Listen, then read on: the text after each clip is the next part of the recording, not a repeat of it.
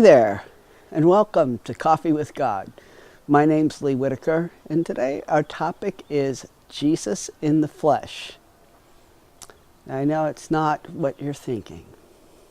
I've always had this conversation with people about, well, was Jesus God, or was Jesus a person with divinity? I always think of Jesus as a person with divinity, that he had these godlike attributes about him. However, Jesus was Jesus, a fleshy being, just like me and you. We don't hear about Jesus' humanness often in the Bible. You hear that sometimes he gets tired.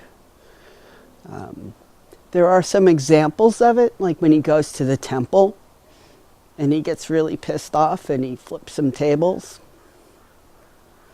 And we all know about Gethsemane, when he knew he was going to be put to death, and here he is praying to God, please take this cup away from me. This is too bitter. I don't want this.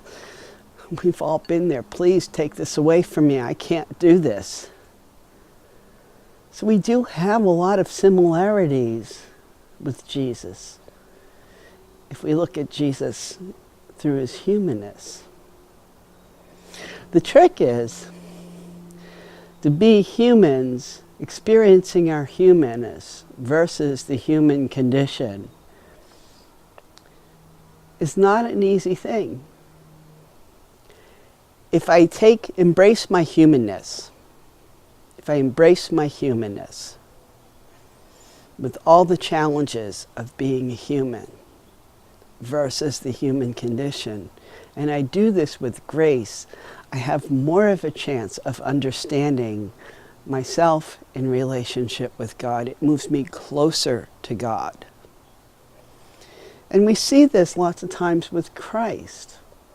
We see this with Christ in the desert. Christ went into the desert and he was really tempted in the desert when Satan came to him. Now, 40 days in the desert would push my buttons a little bit. One day in the desert would probably push my buttons. But 40, that's a lot. But what happens when we have these times, when we get angry because we're tired, or we're having a bad day, or we're hurting, and we're in the throes of dealing with our humanness? You know, it's a time sometime where we start to pick ourselves apart. We cut ourselves off from people. We push other people away. And it's a time when we should try to be closer to people when we need to have people around. Sometimes we need to have time alone too. I'm not saying that we don't. But there's a difference between needing time alone and there's a time between isolating. It's two different things. So when I think of Jesus as human, it helps me to deal with my own humanness.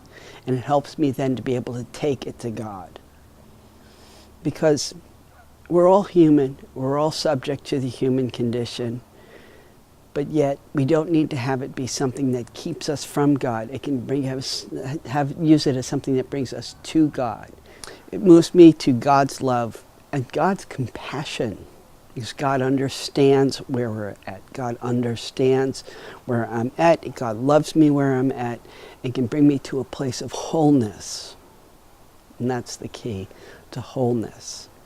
That I am like God in that God created me, and that I am part of the one body like everybody else. When I keep God separate, it becomes something else, and that's when I start to pick me apart. God loves me and loves you just where you're at, and loves you for all your humanness.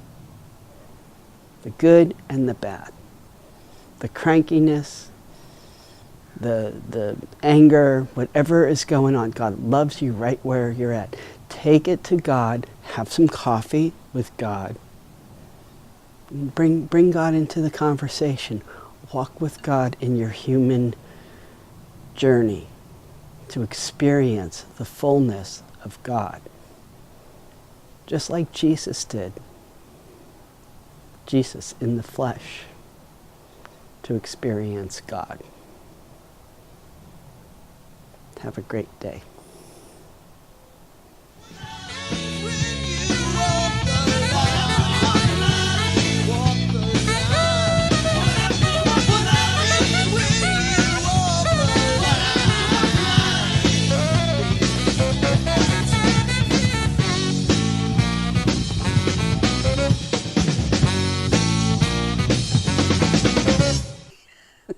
There's an ice cream truck in the middle of the desert. You can probably hear the music. And I'm not to eat ice cream because I'm supposed to be fasting.